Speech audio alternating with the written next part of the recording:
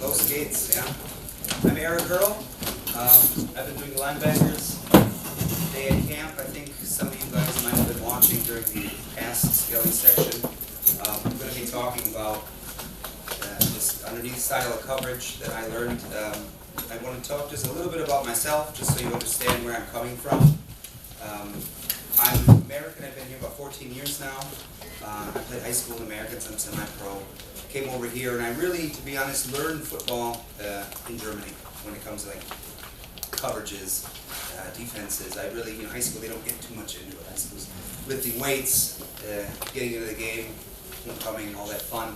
But they don't really get too deep into it. And I didn't go to college. I went to college, but I went to technical school, so there was no football team. Played some semi-pro, came over here, and like I said, met some interesting coaches in my time. Played on a lot of different teams, 10 years in the GFL, different teams bouncing around Magdeburg, and then moved down south and moved around. Stopped playing a couple years back. I learned this interesting, different style of linebacking technique when I was in Marburg with Coach Joel Roman. He's in Hildesheim right now.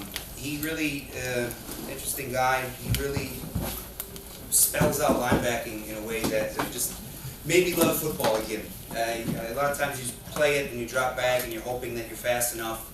We see on TV in the NFL monster athletes. I mean, these guys are fast. They're fast like this lion, lemon dogs. They're just so quick that what they're doing is not necessarily something that we can do here. And because of the different levels in Germany, we have to teach football in a different way, I think. I think it's very important to find ways to reach these kids. Some positions like receiver and running backs and quarterbacks that have a lot of fun throwing and catching, they get to use the ball, they're going to come to practice just because it's entertaining for them. They get to actually play catch.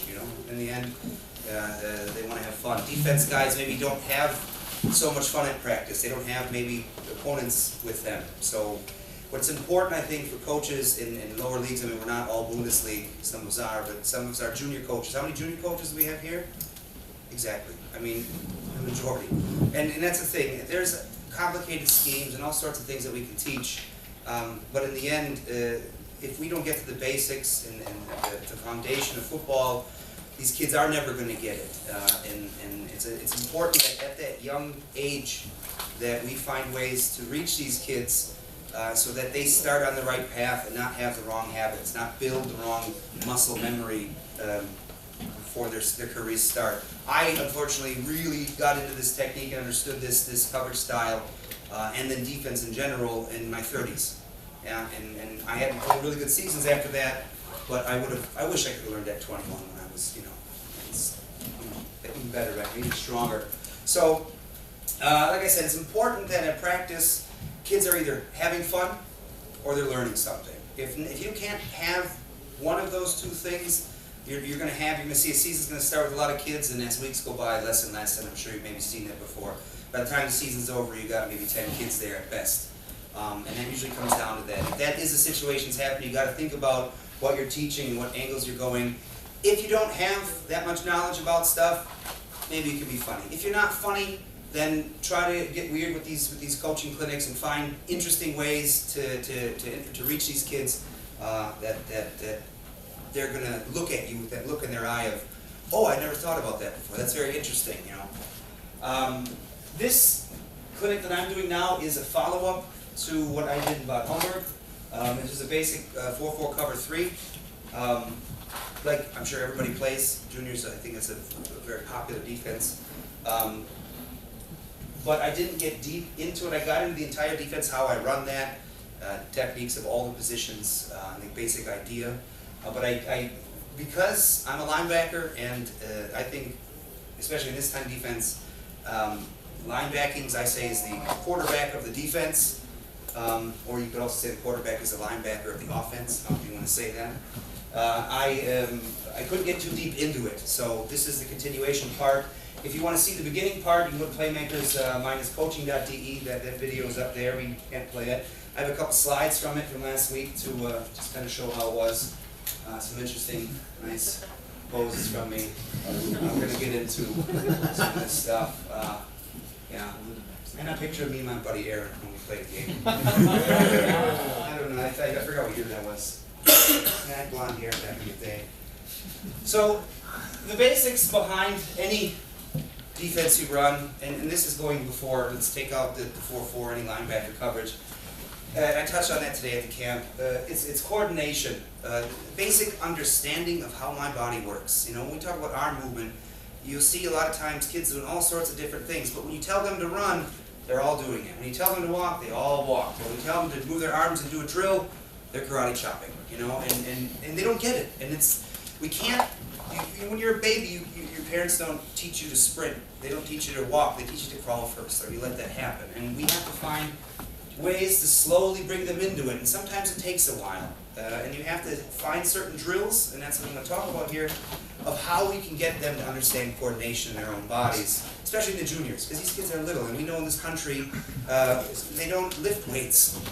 They can barely do push-ups, you know, and that's unfortunate, but we have to work with that.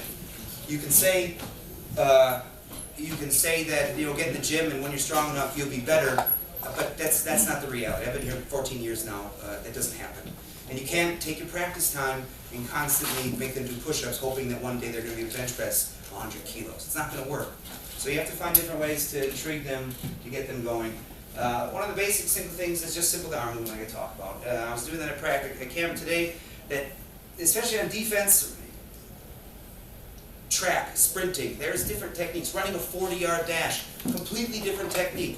We can't take that information and bring that into football, especially in the defense. If we're changing directions and we're using our body momentum, then we have to understand how momentum works. Momentum is that with our arms. If I'm going to turn, I can't just turn my body. I have to use my arm to get my body to pull with it. You know, there's different ways, different techniques of how I can shift my weight during certain movements that I'm going to move fast in a direction. I always kind of say to them, it's like a jetpack with your normal strength. If I'm going to change directions, I can just turn and walk, or I can throw my weight in that direction and just go with it.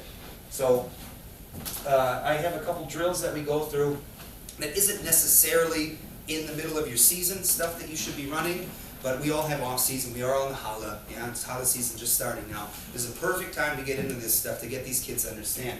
There's plenty of time to teach them your schemes, and so they shouldn't be that complicated anyways, especially in the juniors. When you get in GFL 1, this is, for example, we run this 4-4 in Marburg, but we had other defenses with it, yeah? So, well, we still used it, and we beat Kiel, the only team that beat them that year, so it can beat good teams, you know, it can cover everything, but it's not necessarily what you want.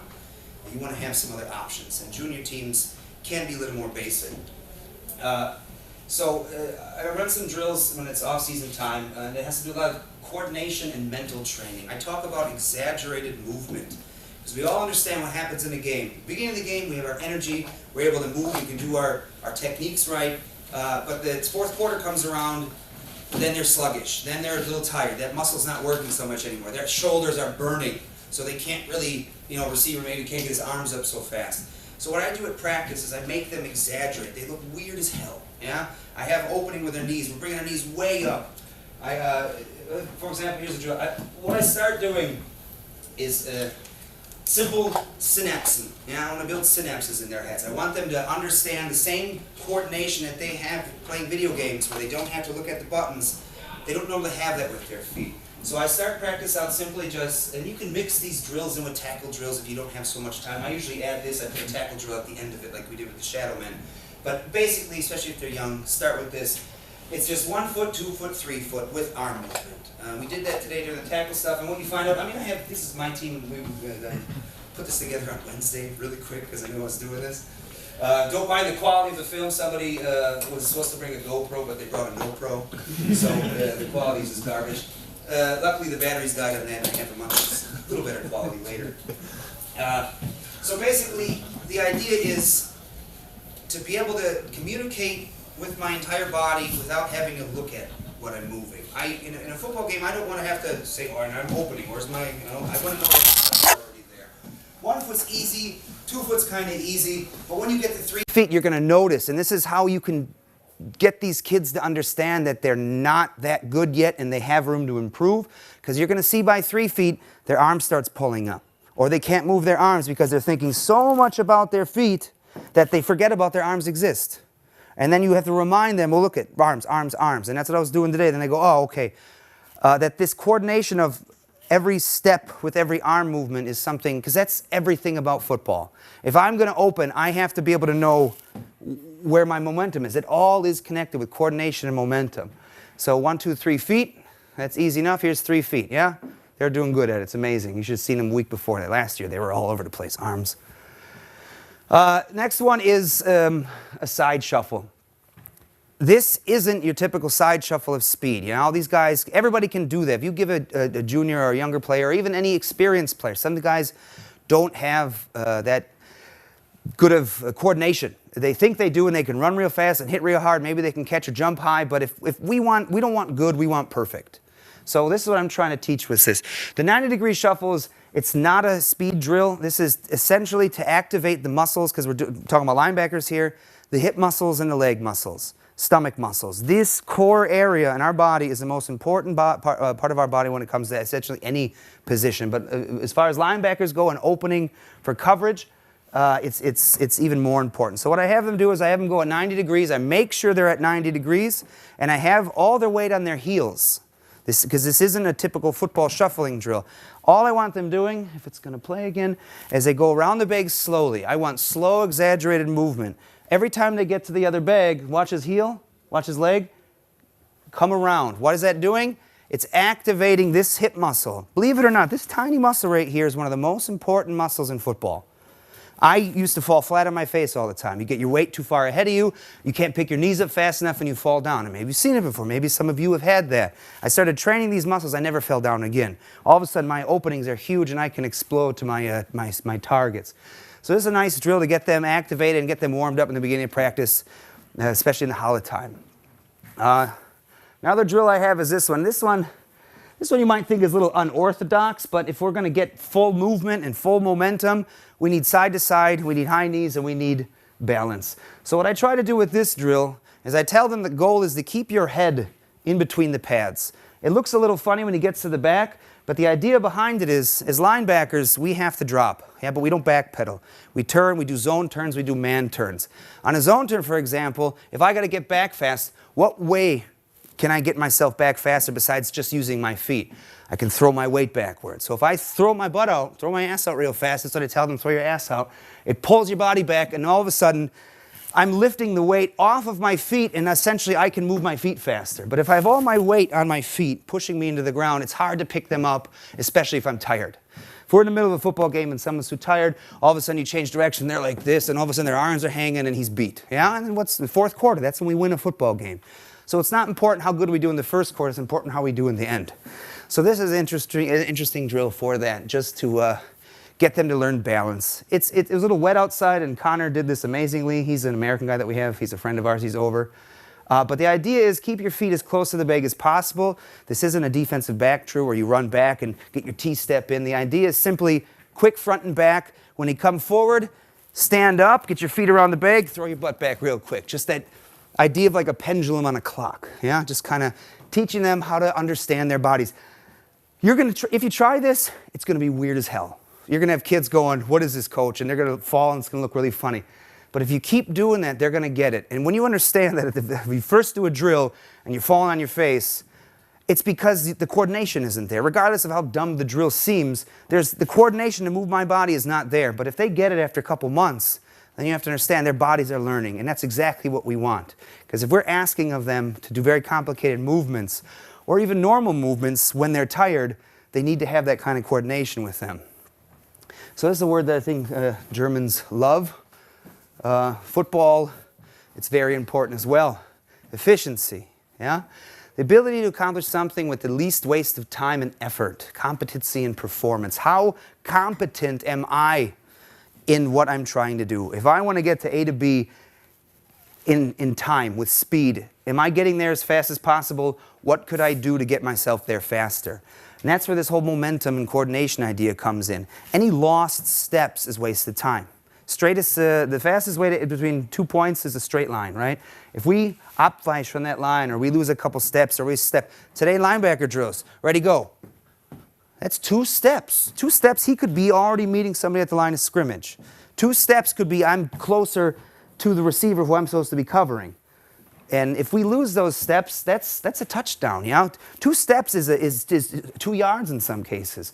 And if I'm 2 yards away from the receiver, or right here on him, this is the difference of a quarterback throwing him the ball, not throwing him the ball, versus throwing him the ball and me not being able to catch him. So it's the Kleinigkeiten, it's the small things that really matter when it comes to this. So it starts with stance and steps.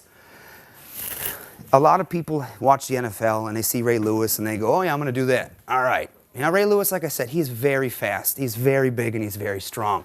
He's not even playing anymore. People can't keep using that reference. People are going to forget after a while. But regardless, they all look like that. College players look like that. Those guys are not who we have here. And if we have them here, we got to get them into college, okay?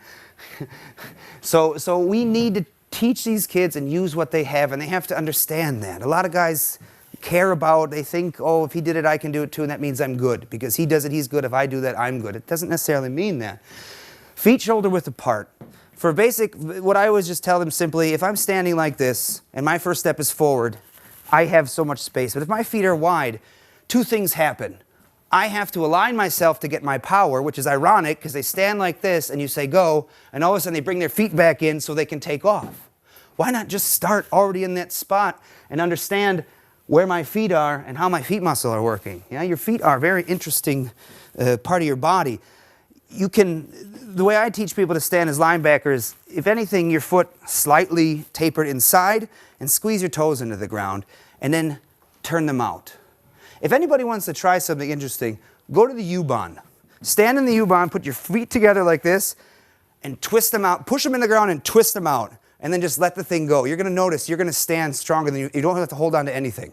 I'm that goofy guy in the U-bond standing with pigeon toes like a statue sometimes. But it's amazing how just using your feet in the right way and using the muscles in your legs will actually keep you powerful in your stance.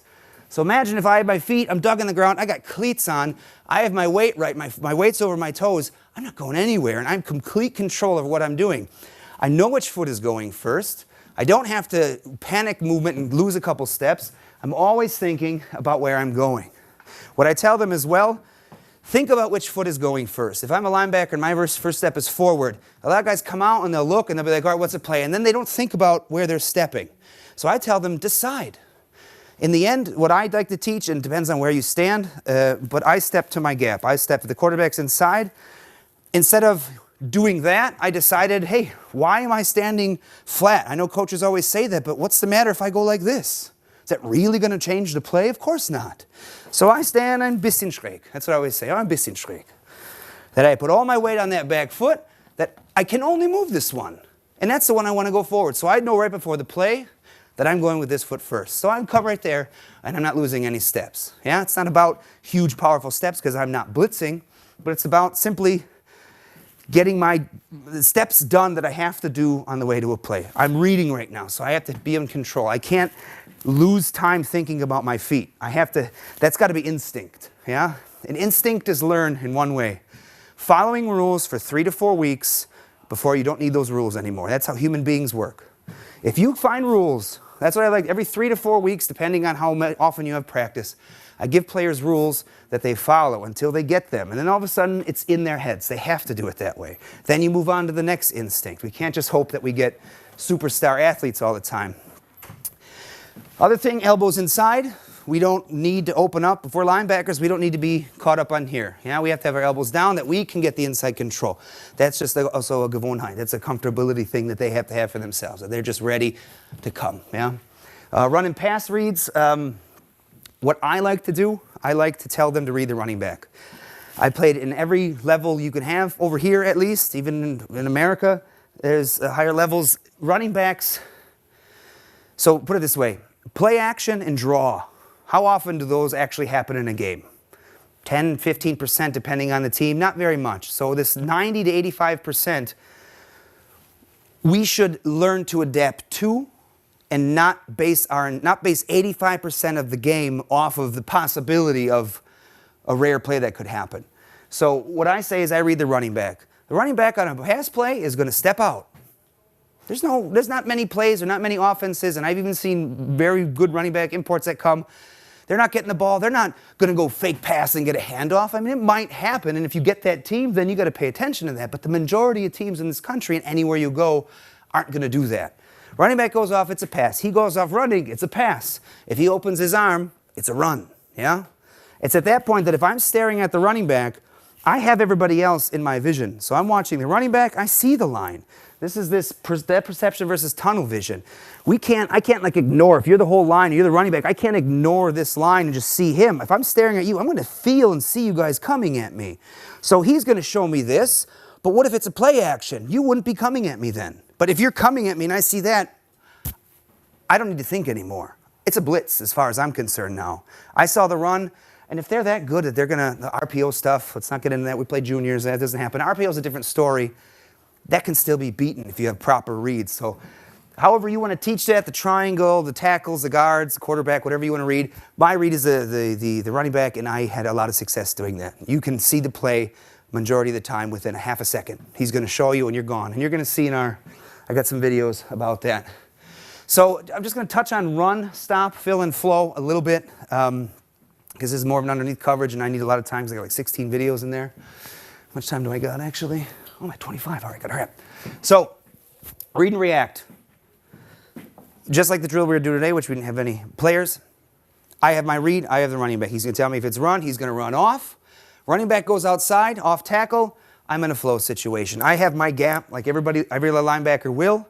But if he's running completely outside and these guards are pulling, I don't necessarily need to fill my gap and watch him run away. That's where a flow situation comes. I step outside and I attack the run outside. If it's in my gap, I'm simply coming down. Low man wins. I'm stealing this from Braunschweig. Not my little side note here. Asses and holes. I think it's great. However you teach or however you feel that you want to come down and attack the lineman who's coming to block you is your technique and your body. Somebody huge is going to have a different technique than somebody small. So you can't say this is the only way to do it or this is the right way. This is something you have to figure out with your players. I was more of a guy that I just wanted to hit the lineman in the face. That's all I really wanted. That's what I loved about football. I wanted interceptions and I wanted to smash the big guys in the mouth. That was my only plan. So you come down and my goal is simply, essentially I want to find a way to punch him in his face. How do I punch him in his face? I put this part of my helmet in his chin. Not his chin, but his big face mask. This isn't helmet on helmet or anything illegal. I'm low, I'm stepping in, looking at his chest, and coincidentally, this hits his chin. And what's going to happen is his head's going to go back. And if his head goes back, his feet stop. Watch boxing. Yeah, it's the same exact thing. These guys, unless you've got some big monster and we're some really high level and his neck is that strong that you might not be able to get away with that, we're talking about Germany, especially in the juniors. And we want to teach a certain level of toughness to these kids.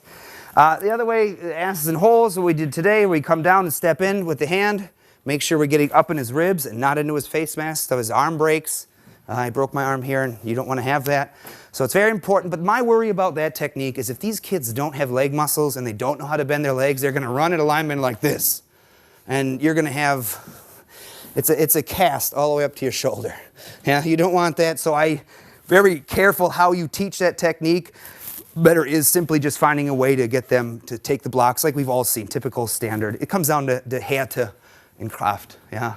So that's different. So let me get into this route recognition and underneath coverage, what I talk about.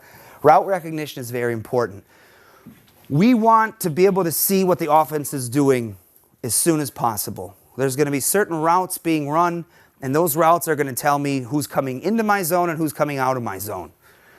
So it's very important how we open and where our eyes are. Read and react. I see run, I react. Easy. I see pass, I react.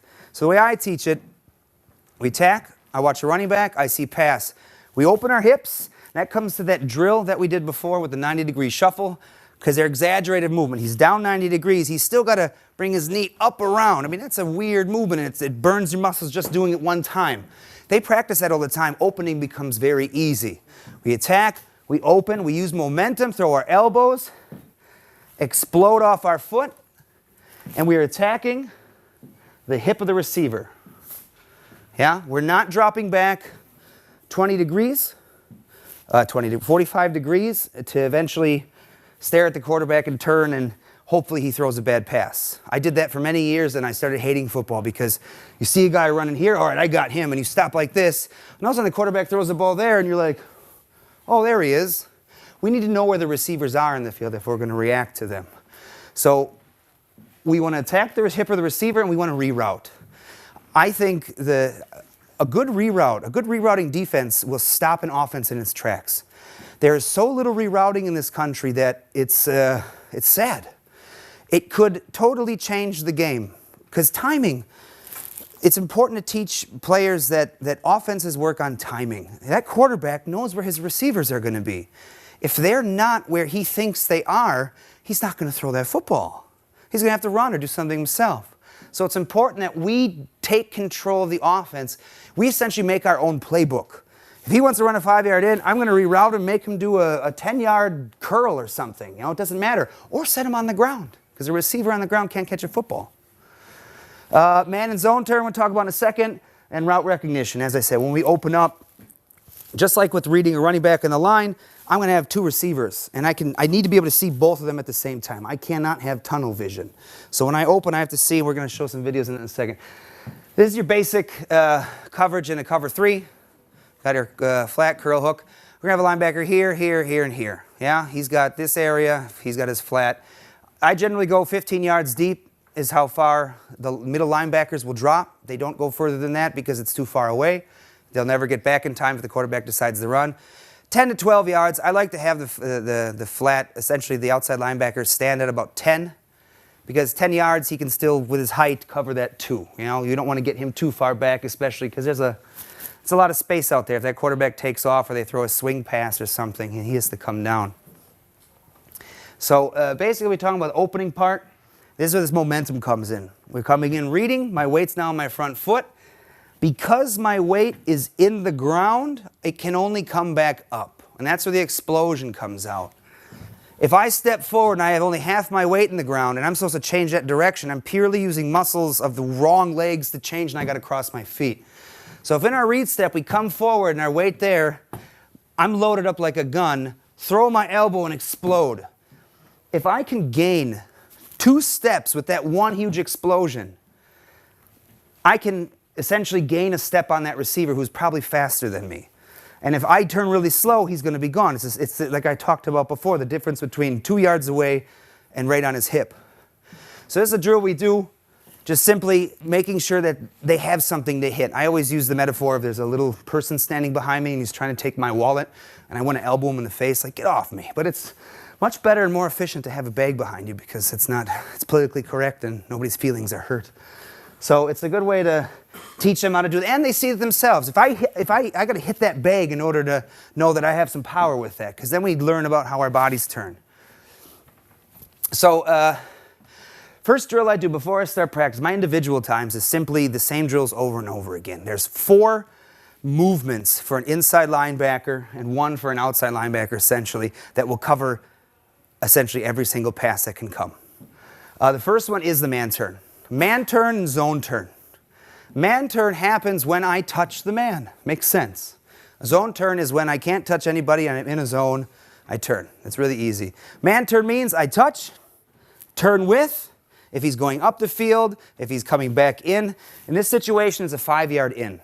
I like to practice without receivers because if you can cover nothing, you can cover something. If I can imagine in my head what it looks like, it's when somebody's actually out there, it makes it so much easier. You have to learn and understand your body, the reroute.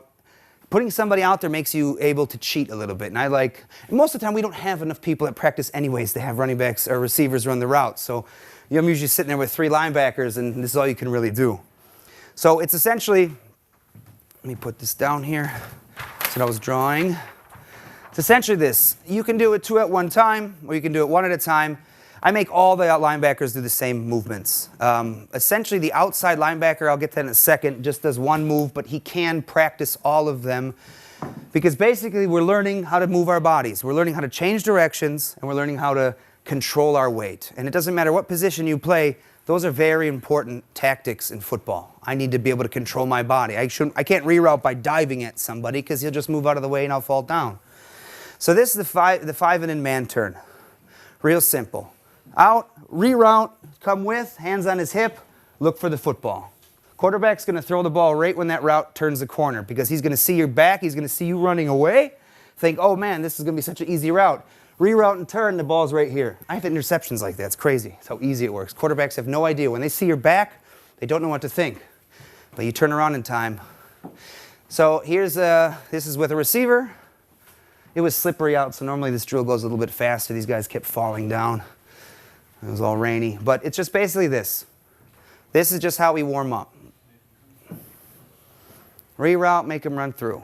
Notice how this is the 5-yard in he should be running. Yeah? We're rerouting him. He let him kind of go, but this next one, it doesn't go. He pushes him out to about 8. Where a normal 5-yard in, the quarterback thinks he'll be here in about 3 seconds. He's back here, and the play's off. And we're standing in between him and the quarterback, so he's not throwing that ball. This is a seam, same thing. It can be that we don't touch him. Yeah? That doesn't necessarily, we could technically zone turn in this situation, but we are reading the route and we're seeing it, but this is just how the drill goes. The goal is that we should be able to get to this point and reroute him, even if it's at 5 to 6 yards. And here's how it looks then with, yeah? It's basically, we get back to our point, 15 for the inside linebackers, and 10. See, there's the cones. I got 10 yards. So this is 5, 7, and 10. He's at 15, gets to his point, comes straight back down. He doesn't turn and look, because a quarterback, if you run too deep, he's going to see that all the linebackers left, he's just going to take off running. So we want to have them understand, as soon as I get to my point and that ball isn't thrown, plant the foot in the ground and fly straight back. Because we have to assume there's going to be a screen pass, somebody coming to the back, or the quarterback just running. This is the outside linebacker technique. It's real simple. It's basically the exact same thing. It's this one right here. If you notice on all the plays, minus the ones where he has to man turn, it's the same thing all the time. And the reason, it's a zone turn. He goes out, attacks the hip, reads, attacks at 7 yards, because we got to get a little further. It's normally more distance. Turns, sinks back to 10, and waits for that out route to come. Because where do we want to catch a ball? Do we want the receiver to catch a ball back here or down here? We'd rather have him, we call that the cheese. And if we have an outside linebacker biting on the cheese, there's plays made to do that. Send a guy short, have the outside linebacker come up and hit that banger route or hit that 10-yard hitch in the back. So we sit him back here, have him wait. If he gets, the faster he gets back there, the sooner he can turn around and line up for that out to come. He's already done his job. He's protected this whole area back here by just standing here. Quarterback's not going to throw it, and he can come down and take the out. So that's all I have the outside linebackers practicing. This is now for the inside linebackers. We're down here on the bottom. So you have a very dangerous route that offenses like to do, 5-yard out and a 7-yard post, a crossing route. There's different crossing routes. It could be a quick out, it could be a banger, it can be ins and outs, whatever you want. The point is, the point is to confuse the two linebackers and make them get lost. However, if we open and we're attacking the number 2 receiver and I notice that he leaves, he's leaving my zone and I have to forget he exists. Now that he left, my eyes go to the next person that could come into my zone, and that's the number 1 receiver. In this case, I'm going to play it again.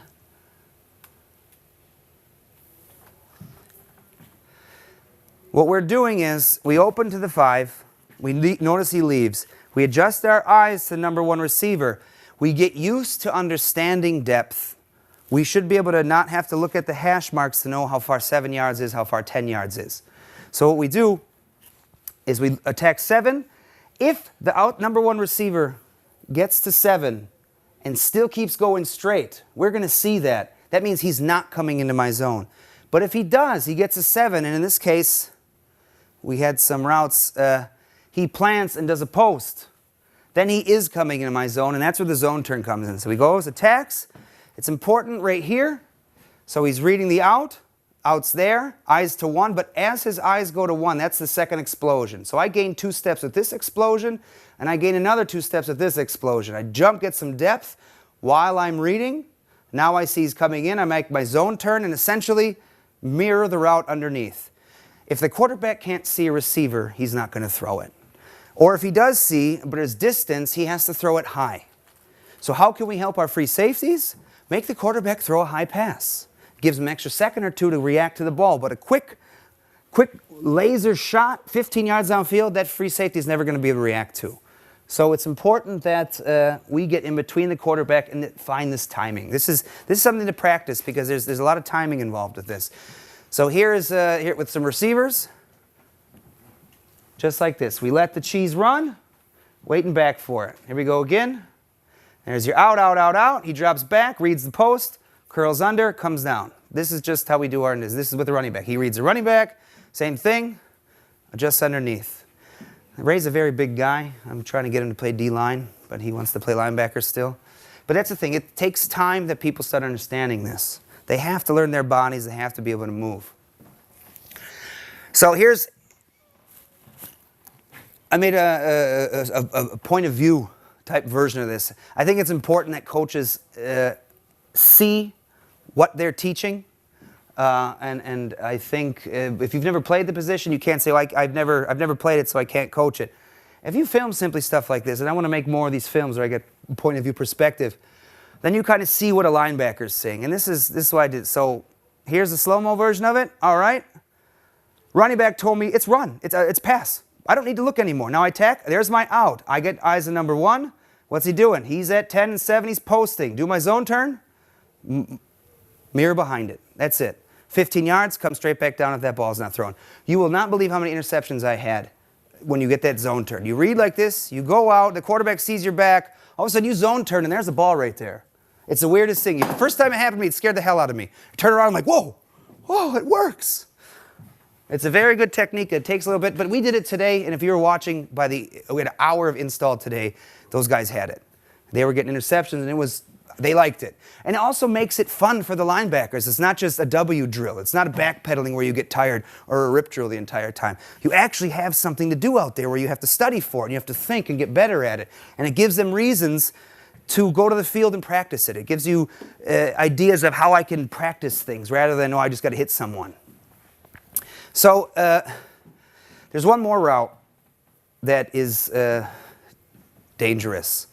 And as I said, your 2 goes out, your 1 doesn't post, he goes straight. So if number 1 doesn't come into my zone, who could? Somebody, we always have to assume somebody is. We have receivers on the other side of the field, and we have a running back, and we got a quarterback. So we have to understand that if this situation doesn't happen, and I look at number 1 and he doesn't come into my zone, I have to accept that the quarterback's running, that there's a screen route, or that there's a crosser coming from the other side. And the crossing routes, if you guys played enough football, those are dangerous, yeah? You do not plan for that guy on the other side to come across the field.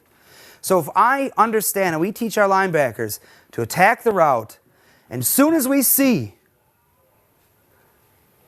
number 1 goes deep, you plant, come straight back, assuming that's going to be there. Remember I said at the beginning, football should be fun. Why do most people play football in this country? Why did Moritz Boringer play football? He watched a video about Adrian Peterson. Awesome. We play linebacker because I saw that Ray Lewis hit where he killed that dude, that tight end. We play it because we saw something that looked fun. But just imagine you decided to change your sport from soccer, handball, to come to football, the minority sport in Germany, and you come to it and you never actually get to do that thing that you wanted to do. You never get to blow somebody up or knock their helmet off, snot bubbles like they talk about, because you're never in the right situation for it. So this is one of them situations that we can really plan for and really teach these kids to prepare that this is your chance. This is your big pick 6. You're coming down and you're out is a very good situation for a pick 6. This happens. We actually had one of them today, I think. But this one right here, he's going to tip the ball or you're going to hit that guy so hard, he's never going to feel the same again. Yeah, so it's important. So now we got a POV of this one, to kind of talk. Now look, all right, he's going deep. There's my crosser. Let's watch it again. Go, go, go. Here we go, red pass, he's out, he's deep. Turn around, come straight back for him. No, we don't stop, turn and look and go, oh, there he is, and lose 3 more steps, wind up and come down. He's already caught the ball and he's gone. He's supposed to be fast, he's a receiver. So it's important that we slow it down, teach these kids how to have fun. And if we find a nice way to prepare them for these big hits that are coming, they're going to like football a lot. Because now here comes a crosser, and he knows. he's fucked. So, that's it, fellas. Any questions? I said the F word. Is that okay, Soren? Questions? You talked about the running back being the key to reads and linebacker reads. What plays are actually the hardest to read? None. Empty. Because there's none. Because the only ones where there's no running back. Two running backs, I'm setting myself for run. I played GFL. We played all these teams, Kiel with all their formations. Anytime I see two running backs, and if you're in juniors, it's only run. You know, what are they, 90% run? U19, depends on your league, it's mostly all run. I see two running backs, I'm not even thinking about pass. Unless, especially imagine I'm the inside linebacker and I don't have a number 2. I'm the weak side inside linebacker. There's no tight end. There's only receiver way out there. I have nobody to attack. My number 2's back there. How do I attack him? Run stop. If he's going to peel out, then I tie him off and I attack that route. But that doesn't happen. Two running backs tells me run, easy. That's what I like about it. That running back's going to always tell you. The worst situation, I'll tell you what's the worst situation. A quarterback that does good fakes, no matter how many times you tell them, do a good fake, they don't think it's important. And a running back that will actually do one of those. They don't do that. Most of the time, imports over here, even in the high leagues, I don't get the ball, I'm tired. They'll figure it out, it's pass, go, all right. Yeah? Draws. A draw will be tough, but it's real simple. Pass looks like this, a run looks like this, and a draw looks like this. If the running back doesn't move, keep an eye on him. Yeah, maybe when we're opening and attacking the receivers, I didn't say before, I read pass, I trust my eyes. My eyes aren't lying to me. I read pass, I attack that receiver, and I'm staring at him. We practice that way because we have to learn this angle. If I start running like this, you're going to see guys running in zigzags. So teach them that muscle memory, attack the hip until they get it. I can now play this, or if I were to do it, I'm going to open, see him, and I'll be able to look because I can run in one direction with my head moving around. But you can't start like that. So I'm going to attack, and I can still then see. And that's what stops a draw. I mean, you're going to have play action. You're going to have plays that stop that, that make this coverage difficult. But the more that these players learn this body movement and coordination, the better and faster they are going to be able to read this stuff. Yeah? Questions, anything else? It's actually a good sign. That means I answered everything already. Oh, we got one. How long does it take for the students? How long? That's why you would think it's fast, right? I managed to teach it at practice in an hour, and they all did it, and I was happy, even with 12-year-olds. But you would be surprised, because you got a lot of players. I even have it on my team. Are we filming this? Dennis, sorry. He's not going to watch it. He just wants to do what he wants. You tell him the technique, and they think, oh, I'll figure out my way of doing it. You know, I've done this before. I've gotten the picks. I've played in high level with it. There's best practices that you learn, and you got to beat that, and you got to work with the kids that you got. And the other side, like I said, sometimes they're big, sometimes they're small, sometimes they're slow, sometimes they're fast. That's going to change based on them. So what you got to do is give them the Aufgabe. But what I say is, your job on every pass is to get your hands on that guy. However you need to do it. If you're going to lose 1,000 steps but make up for by being super fast, then that's your thing. Your goal is the reroute. If I reroute a receiver, I ruin the play. Every time. Every time. If every linebacker can reroute the receiver, that quarterback won't throw the ball. Then our D-line has to do their job. Yeah? How long do you use in your individual trainings? Ideally, when you got this in, so now I'm going in the second year with the team where I coach in Bad Homburg, it should take 20 minutes. My entire individual time is that. And if I have more time, I'll find a way to get the receivers to come over and actually put receivers in then with it. But that's all it really comes down to. But you're going to spend an hour. That's why it's an off-season thing. Get this technique in, get the movements in, that when you come to practice, warm up, indies, get in a skelly, get your inside run in, get the team, get out. Yeah? Anything else? Okay. Thank you. Wait. Thank you.